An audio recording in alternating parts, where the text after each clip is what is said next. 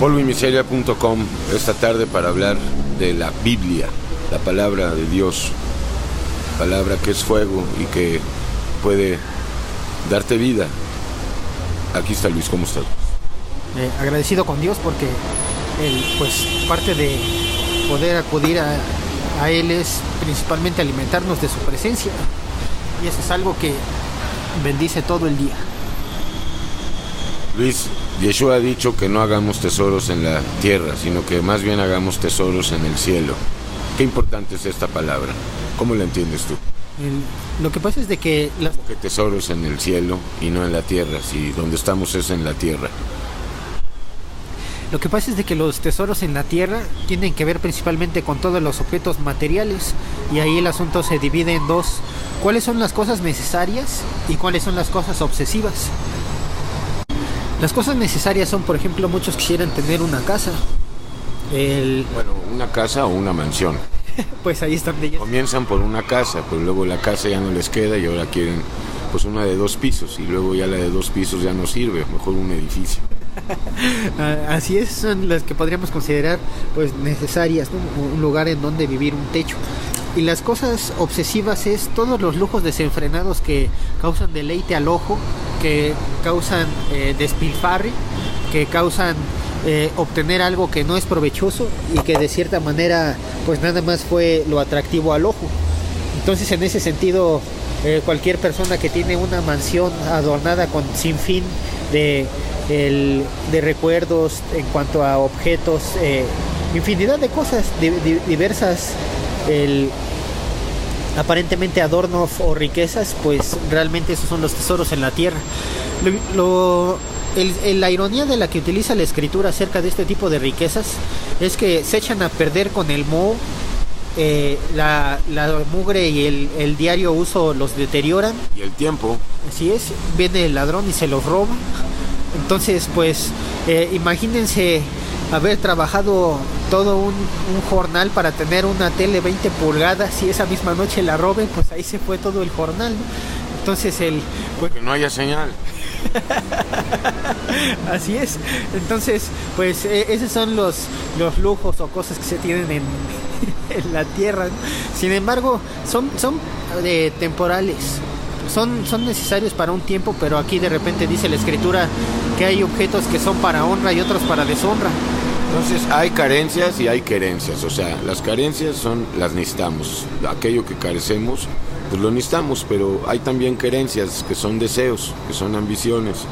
Esto es lo que ante esto es que Yeshua nos dice: no se vayan por ahí. Sí, lo que pasa es de que las riquezas son engañosas, son inciertas.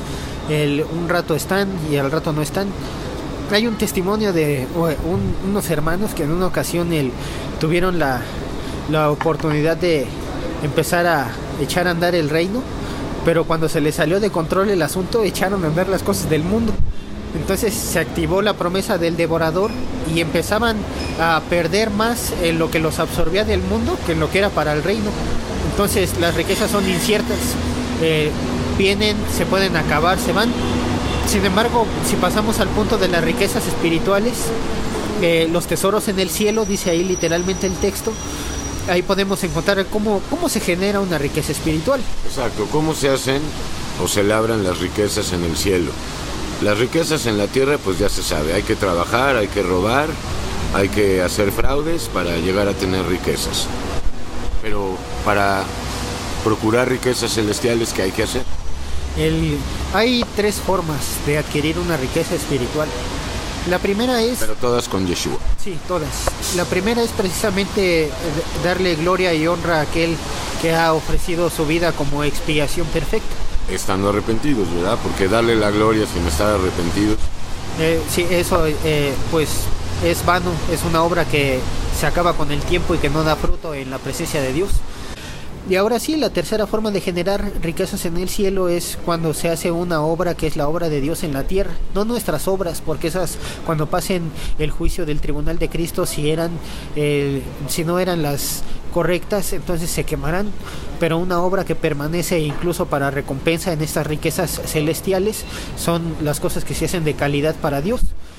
A veces se entiende se malentiende el texto que dice que será juzgada toda obra, sea lo bueno o sea lo malo, y se malentiende que son las buenas obras o los pecados. Sin embargo, el texto griego da a entender en ese tipo de calidad de evaluación si la obra era de buena calidad o de mala calidad. No es tanto que sea el pecado, sino si hubo vanagloria, si hubo al aventón, si hubo enseñoreamiento por parte de la persona que va a predicar el evangelio a esas personas neófitas todavía. Efectivamente, todas ese tipo de cosas que son pura apariencia, son comparados con la madera, el heno, la hojarasca, que cuando pasan el fuego del juicio son consumidas. Pero el oro, la plata y las piedras preciosas son comparadas a las obras de Dios que tiene preparadas de antemano, que cuando entramos en oración entendemos el llamado, y en ese sentido las empezamos por medio del Espíritu Santo y no de nuestras fuerzas a poner por obra, y entonces empieza a echar a andar el reino de Dios, y el Señor empieza a tener una estadística donde hay el galardón conforme a las obras que Él está mandando. Entonces, para aquellos y aquellas que están haciendo tesoros en la tierra, ¿qué les decimos? Porque pues todo lo van a perder. Pues los salmos y los proverbios están llenos de textos donde dicen que todo lo que puedas acumular en la tierra, en el momento que pases el umbral de la muerte, no sabes quién se las va a quedar, qué uso les va a dar, si van a caer en las manos correctas, si va a caer en las manos incorrectas. Entonces, pues, mejor haz tesoros en el cielo para que cuando pases a una eternidad con Yeshua los dispongas y los disfrutes eternamente, y no, como decíamos al principio, con moho, con ladrones y etcétera, etcétera. Pero tampoco podemos hacer tesoros en la tierra y al mismo tiempo hacernos tesoros en el cielo, ¿verdad? Tenemos aquí que elegir, porque no podemos servir a Dios y al mundo, a las riquezas. Sí, lo que pasa es de que en los principios que nos da la Escritura, entre más hagamos amistades o generemos cosas en esta tierra, más nos vamos a condicionarnos a vivir aquí. Y a pegarnos a ellas. Efectivamente. Entonces, en ese sentido, pareciera muy insignificante, pero a la larga crea obsesión por lo que hay en este hábitat. Entonces, la Escritura nos manda a empezar a aborrecer este estilo de vida, porque cuando nos entremetemos en los asuntos espirituales, nos damos cuenta que todo lo material solamente son las herramientas provistas por Dios para echar a andar su reino, y no para destramparnos en la voluntad o en las ambiciones personales. Entonces, en ese sentido, se vuelve un mecanismo de generar la obra de Dios, lo cual genera riquezas en los cielos. Entonces, pues, hacemos un llamado. Si estás procurando ser rico en términos del mundo y terrenales, estás en una gran necedad, porque, en primer lugar, las riquezas son inciertas, son productoras de muchos males, y, en cambio, hay una riqueza verdadera que nunca la vas a perder, y que son estas riquezas inescrutables que quiere darnos gratuitamente y de hecho inmerecidamente el Mesías, ¿no? Sí, todo empieza con levantar nuestros ojos al cielo y decir, Señor, hemos vivido en nuestras obras, hemos hecho lo que hemos querido, queremos pedirte perdón por esa forma de ser que hemos tenido. Queremos pedirte que el Espíritu de Dios nos revele, que tu Espíritu nos revele quién es Yeshua, que nos guíe a una confesión de fe en su muerte y resurrección, y que nos revele cuál es el paso a seguir, cuáles son tus obras en nuestra vida, para que empieces a experimentar por qué luz te guía a Dios, para que sepas qué es lo que debes de hacer, y todo lo que tengas que emprender el resto de días que te queden aquí en la tierra, puedas disfrutar lo necesario en esta vida y las verdaderas riquezas en la venidera. Así es, pues ya oíste, deja de ir a trabajar para acumular riquezas, más bien trabaja para Dios, porque de hecho hay mucho trabajo, ¿no, Luis? La mies es mucha, los obreros pocos, obreros malos, muchos, pero obreros buenos, muy pocos. Dice por ahí otra frase, aparte de que hay pocos, muchos de esos pocos flojos. Así es, flojos, y se cansan a la primera cuadra. Así es, entonces es necesario las cosas sustentables de la vida, pero cuando buscas a Yeshua te la suple, y si estás en un trabajo en donde a lo mejor tu reino o tus recursos pueden impulsar la obra de otra manera, también la parte saludable de ahí es que no te obsesiones tanto por el trabajo, porque finalmente el sueldo que vayas a adquirir pues no te puede garantizar la felicidad que Dios te puede dar en el trabajo espiritual. Ni la paz. Así es, entonces... El dinero no da paz. Definitivamente es lo último que da.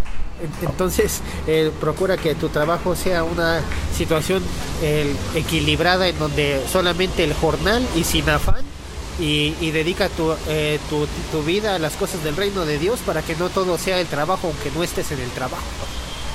Muy bien, pues polvo y miseria, esta tarde lluviosa, gracias a Yeshua, que nos da conocimiento para ver cuáles son los verdaderos tesoros, y pues saca a la luz que todos los supuestos tesoros de la tierra son vanidad de vanidades, porque ahí está Coelet, ahí está Eclesiastés.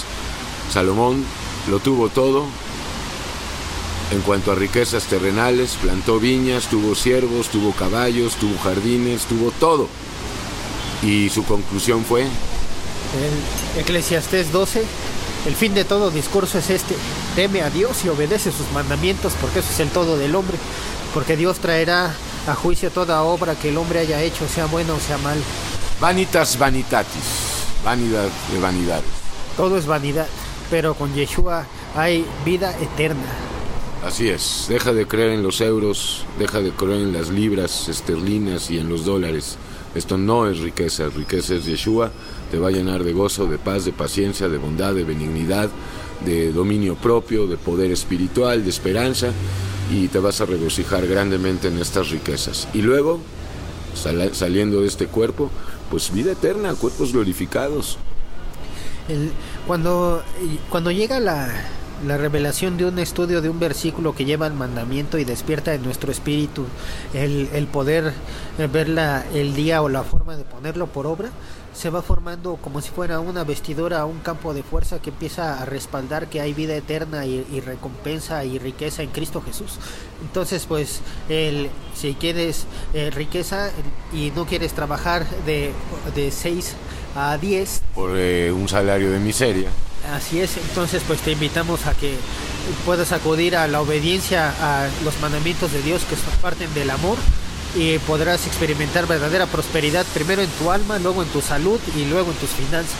Así es, y para que no te asustes con esto de los mandamientos de Dios, te resumimos todos los mandamientos de Dios en uno solo.